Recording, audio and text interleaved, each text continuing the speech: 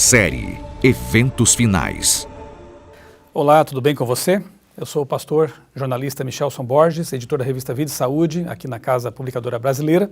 Estou acompanhado aqui dos meus amigos, colegas, pastor Wellington Barbosa, pastor Márcio Nastrini, editores da revista Ministério. Nós vamos dar aqui prosseguimento à série Eventos Finais. Estamos estudando aqui esse ótimo livro de Ellen White, Eventos Finais, mesmo nome aí. Resumindo alguns capítulos, entendemos ser um momento muito apropriado para fazer um estudo sobre o que está acontecendo em nosso tempo mesmo. O tema de hoje é a chuva serôdia, uma palavra meio estranha para os nossos dias, né? Serôdia, só que para o pessoal que vive no Oriente, ela é bem comum, bem conhecida, porque eles ali dependem de duas chuvas principais para realizar suas plantações e colheitas. A chuva temporã preparava ali o solo para receber a semente, e ela é comparada então com aquele evento que houve ali no Pentecostes, quando os discípulos receberam o poder do alto para começar uma obra importante, a obra de pregação do Evangelho. Já a chuva serôdia, que cai justamente na época do amadurecimento da semente, está ligada à colheita. E nós hoje somos convidados a receber esse poder do alto, essa chuva serôdia, e o capítulo fala sobre como recebê-la, o que fazer para receber esse poder, o que não fazer também. Mas, pastor Wellington, nós temos também base bíblica, obviamente, para entender esse assunto das chuvas, da descida do Espírito Santo. Você pode explicar para a gente aí, Joel, capítulo 2, alguma coisa ali que mostra realmente esse tema da chuva? Ellen White, quando ela fala a respeito da chuva serôdia, ela faz referência ao capítulo 2 de Joel, como você já mencionou, pastor Michelson, e chama atenção porque o capítulo 2, que é o capítulo em que está inserida essa promessa, é um capítulo que fala de reavivamento, fala de reforma, fala de conversão. Então, quando a gente pega, por exemplo, Joel capítulo 2, versículo 1, há um chamado, né? Tocai a trombeta em Sião e dai voz de rebate no meu santo monte, perturbem-se todos os moradores da terra, porque o dia do Senhor vem, já está próximo. Então esse é o ambiente em que essa profecia é dada, né? Um chamado diante da iminência da vinda do Senhor. Aí nos versículos 12, versículo 13, o profeta continua falando, dando a mensagem de Deus, e ele segue dizendo, ainda assim, agora mesmo diz o Senhor, convertei-vos a mim de todo o vosso coração, e isso com jejuns, com choro e com pranto. Rasgai o vosso coração e não as vossas vestes, e convertei-vos ao Senhor vosso Deus, porque Ele é misericordioso e compassivo, e tardio em irar-se, grande em benignidade, e se arrepende do mal.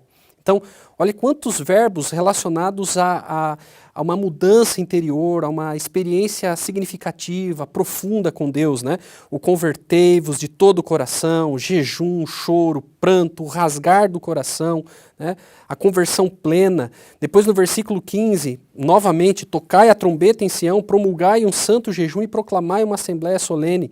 E aí apresenta-se então quem são as pessoas que deveriam fazer parte desse chamado para uma experiência mais profunda com Deus. Congregai o povo, santificai a congregação, ajuntai os anciãos, reuni os filhinhos e os que mamam, saia o noivo da sua recâmara e a noiva do seu aposento, chorem os sacerdotes, ministros do Senhor entre o pórtico e o altar e orem, poupa o teu povo, ó Senhor, não entregues a tua herança ao opróbrio para que as nações façam escárnio dele.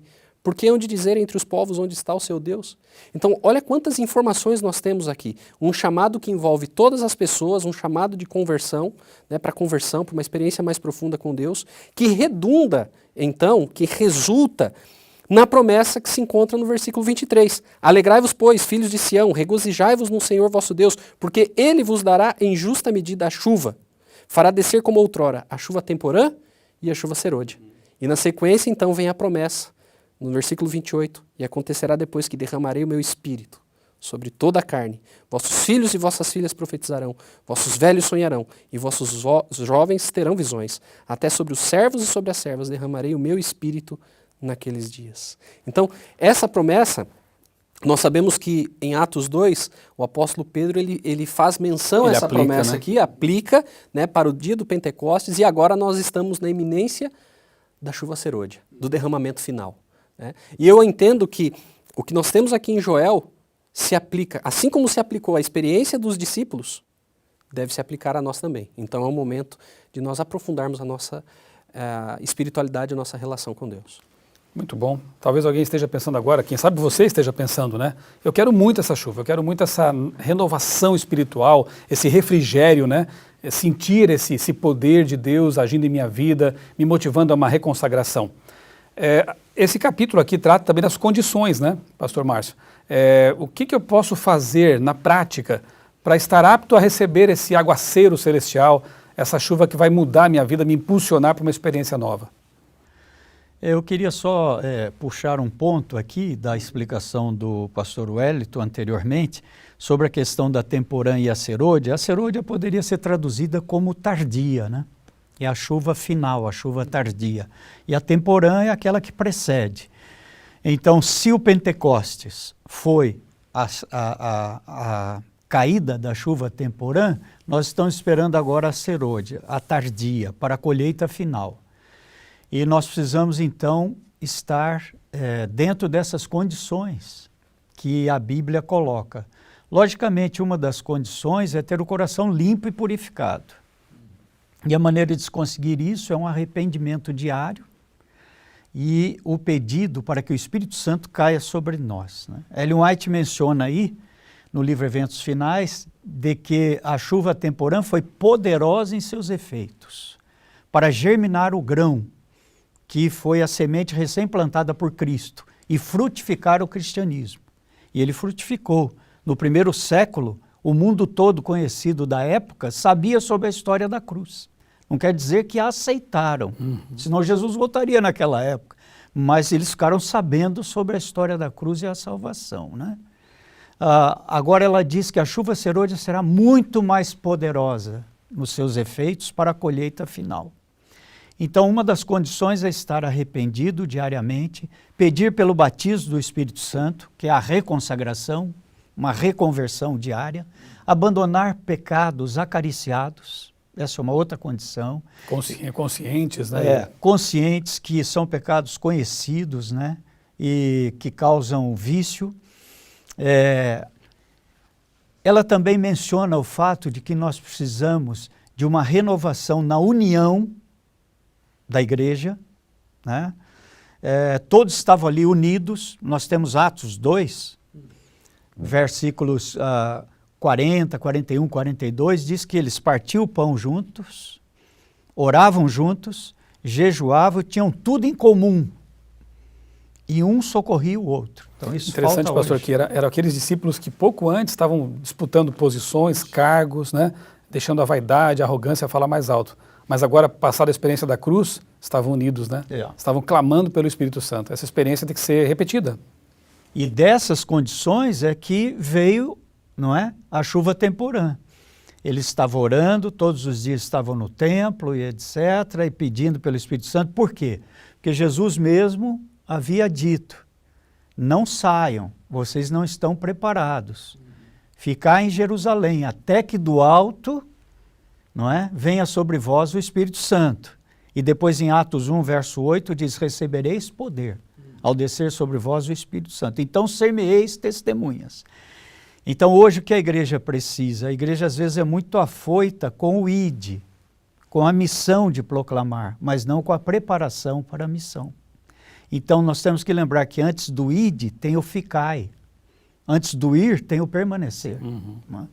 Então, quando nós preenchermos essas condições, nós já vemos hoje gotas de chuva serôdia caindo em muitas pessoas, às vezes individualmente, às vezes em algum lugar da terra onde nossa igreja atua mais poderosamente em conversões. Você ouve notícias, milagres até, gotas da chuva serôdia. Mas o que nós precisamos é receber o aguaceiro. O aguaceiro mesmo da chuva serôdia para a colheita final. E temos que preencher essas condições de união, de ter tudo em comum, de falarmos todos a mesma linguagem, de aceitarmos um ao outro, de arrependermos, de deixarmos pecados acariciados. A irmã White diz que o entretenimento e os divertimentos mundanos entristecem o Espírito de Deus. Pode ser um bloqueio até, né? Essa ação, né? Então, há coisas que hoje, nesse mundo moderno, secularizado, temos que pensar bastante. Ela faz uma comparação interessante aqui com o vaso, né? Ele tem que estar com a boca para cima, né? E não limpo. Emborcado. E limpo. E limpo. Né? O vaso limpo com a boca para cima. E vazio de si mesmo, né? Tem que ser preenchido pela água, pelo Espírito. Vaziar-se de si. Então, realmente, temos que assim, cumprir alguns requisitos. E foi muito bem apresentado aqui pelo pastor Márcio, né? De oração, unidade, humildade, né? E pedir, clamar.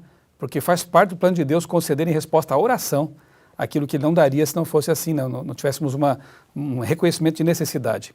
O esvaziamento do egoísmo, que foi a raiz que Lúcifer, né? Começo da rebelião, né? Começou na rebelião, porque o egoísmo leva ao orgulho e à soberba, e daí a rebelião. Sim. Então nós precisamos tirar isso do nosso meio para que a chuva desça de Deus nos maneira ajude profunda. a fazer tudo isso, né? O que me enche de esperança também, pastores, quando eu leio esse assunto da chuva serôdia, da chuva temporã, é o fato de que Deus elimina as impossibilidades, né? Para aqueles 12 homens e um punhado mais de homens ali, mulheres iletrados, simples, humildes, né? Sem preparo, sem internet, sem rádio, sem TV, sem CPB, eles conseguiram, pelo poder do Espírito, alcançar o mundo, né? Eles receberam dons que para eles era uma impossibilidade, nenhuma vida toda conseguiriam fazer aquilo, falar línguas estrangeiras, por exemplo, né? Agora eu pergunto, no nosso tempo, não parece que há também algumas impossibilidades? Como pregar na Coreia do Norte? Como pregar para os países islâmicos, na China, né? Eu não me preocupo muito com isso, porque o Deus que prometeu, Sim, ele cumpre a promessa. Então o que nós temos que fazer é a nossa parte, né? E deixar que Deus faça a dele. E nesse sentido, é interessante nós observarmos como existe uma relação entre o reavivamento pessoal, né, e as implicações coletivas desse reavivamento. Então, não é possível alguém ser reavivado espiritualmente e não estar engajado na missão. Algumas pessoas elas têm uma imagem de que o cristão, né, que está em comunhão com Deus, ele está apartado, né? Ele é quase que um ermitão. E isso não é impossível, não existe essa ideia nem na Bíblia, nem nos escritos de Ellen White. O cristão que recebe o poder do alto, ele recebe esse poder para servir as pessoas e para proclamar a mensagem. E existe até um outro ponto que é muito importante. Conforme nós nos envolvemos na missão, maior se torna a nossa experiência com Deus e maior poder é derramado sobre nós. Então não é a parte, não é pensando que se eu recebi o Espírito Santo, então agora eu já estou preparado e o que importa é a minha preparação. Isso não existe, esse cristianismo egoísta, esse cristianismo que se individualista, isola, apartado da comunidade. Apartado da comunidade. Esse é o tipo de ideia que não procede. Até existe aqui uma citação, e eu gostaria de destacar essa citação, especialmente o contexto dela, o que não está no livro, mas que faz parte do seu contexto, né? Há uma citação muito conhecida de Ellen White, foi publicada em 25 de fevereiro de 1902, na Review and Herald, e muitos de nós estamos familiarizados com esse trecho. Precisa haver um reavivamento e uma reforma sob a administração do Espírito Santo. Reavivamento e reforma são duas coisas diferentes. Reavivamento significa renovação da vida espiritual, um avivamento das aptidões da mente e do coração, uma ressurreição da morte espiritual. Reforma significa uma reorganização, uma mudança nas ideias e teorias, hábitos e práticas. A reforma não trará o bom fruto da justiça, a menos que seja ligada com o reavivamento do espírito. Reavivamento e reforma devem efetuar a obra que lhes é designada e precisam ser unidos para realizá-la. Quando nós lemos essa citação, da maneira como ela se encontra aqui, muitos de nós, em virtude do contexto em que nós vivemos hoje, enxergamos essa citação como que aplicando-se somente a uma questão de estudo da Bíblia, de oração. Evidentemente, ela contempla isso.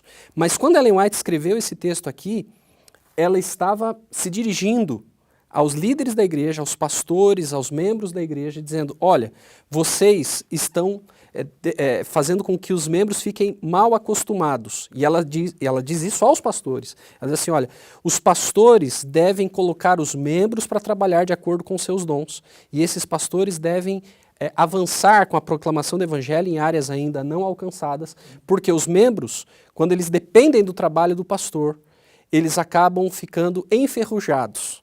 Os dons acabam ficando enferrujados a ponto de se tornarem inúteis. Então ela diz assim, isso não está certo.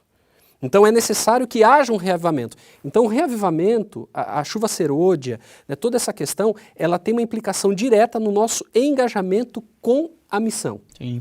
É impossível haver reavivamento e reforma se não houver engajamento com a missão. E outra coisa, você não abasteceria um carro para deixar na garagem, né? Não faz sentido. Então, o poder, o combustível virá para aquele Fazê-lo andar. que está trabalhando, né? Então, é um ponto aqui muito importante também, envolvimento na missão, é isso aí, né? Trabalhar, dar estudos bíblicos, evangelizar, aí você será capacitado também para fazer coisas maiores do que essas ainda. Pastor Nassini, seus apontamentos finais aí para a gente encerrar o programa de hoje? Eu acho que há 3 pontos a destacar aqui. O primeiro deles é quando receberemos a chuva serôdia. Ela fala que devemos clamar mais pelo Espírito e buscar mais o Espírito Santo, porque o céu está pronto a derramar a chuva serôdia, né? O outro ponto é que aqui, em Joel 2, que foi citado, 28 até o 32, menciona que depois daquele tempo derramarei o meu espírito sobre toda a carne, sobre jovens, adultos, velhos, terão visões, mas diz que o sol se converterá em trevas, a lua em sangue, antes que venha o grande e terrível dia do Senhor. Então nós temos aqui mais ou menos uma noção do tempo em que deveria cair essa chuva, ou seja, ela não poderia cair, né, muito antes da volta de Jesus. Lá no 1º século, 2º século, etc., nós ainda teríamos aquele período de perseguição, depois tivemos o dia do escurecimento do sol, a queda das estrelas, agora tudo isso é passado. Então agora a igreja precisa se preparar cada vez mais, esse é o segundo ponto importante, dos 3 que eu gostaria de mencionar. E o terceiro ponto é que nós estaremos aptos com o Espírito Santo quando recebermos a chuva serôdia, porque Jesus disse, se vocês beberem da água da vida, vocês então vão derramar essa água da vida para os outros.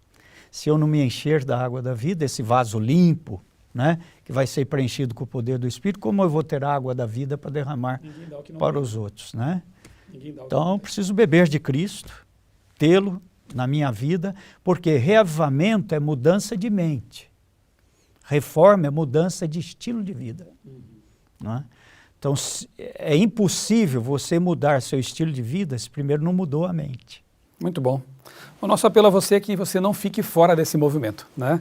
A chuva vai ser derramada, esse poder prometido vai chegar, vai habilitar um povo a proclamar o alto clamor, como está aqui nesse capítulo também, a chuva serôdia produz o alto clamor, que é esse brado pelo mundo de que Cristo vai voltar e temos que estar preparados. Então, ore mais, estude mais a sua Bíblia, clame pelo Espírito Santo e com certeza você fará parte desse povo que vai ser batizado com essa chuva poderosa, a chuva serôdia. E assim, você participará do processo de pregação do Evangelho e estará pronto, de pé, quando Jesus voltar. Um grande abraço, que Deus abençoe ricamente a sua vida.